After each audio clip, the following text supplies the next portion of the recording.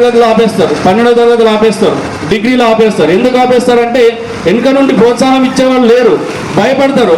అబ్బో గిదైనా ఖర్చు వస్తుందా అని భయపడతారు. కానీ ఖర్చు రాకుండా చదువుకోవచ్చే రూట్లు చాలా ఉన్నాయి, జాబ్ చేస్తూ కూడా చదువుకోవచ్చే రూట్లు వాళ్ళు చాలా ఉన్నాయి. అవన్నీ చెప్పేవాడు కావాలి, ప్రోత్సహించేవాడు కావాలి, ఒక పట్టించుకునేవాడు కావాలి. మీ మధ్యలో ఉండి అన్ని సమస్యలను విని అన్ని సమస్యలను పట్టించుకొని అధికారులకు ప్రోత్సహించి మనం పనులన్నీ చక్కదిద్దుకునే అవకాశం ఉంటుంది. కాబట్టి నాకు ఒక్క అవకాశం ఇవ్వండి, స్వతంత్ర అభ్యర్థిగా నాకు ఏ మతం లేదు, కులం లేదు, మనందరం సమానమే అనే నినాదంతో అందరిని కలుపుకొని పనిచేస్తా. నాకు ఒక్క అవకాశం ఇవ్వండి, తప్పకుండా మీకు అన్ని సమస్యలు, చిన్న సమస్యల నుంచి పెద్ద సమస్య, అన్ని సమస్యలు తీర్చేలా నేను శాయశక్తిలా నిస్వార్థంగా సేవ చేస్తా. ఈ నా రాజకీయ ప్రస్థానంలో ఎలాంటి స్వార్థం లేదు, సేవ చేయాలి, నిస్వార్థంగా పనిచేయాలన్న ఆలోచన తప్ప ఇంకొకటి లేదు.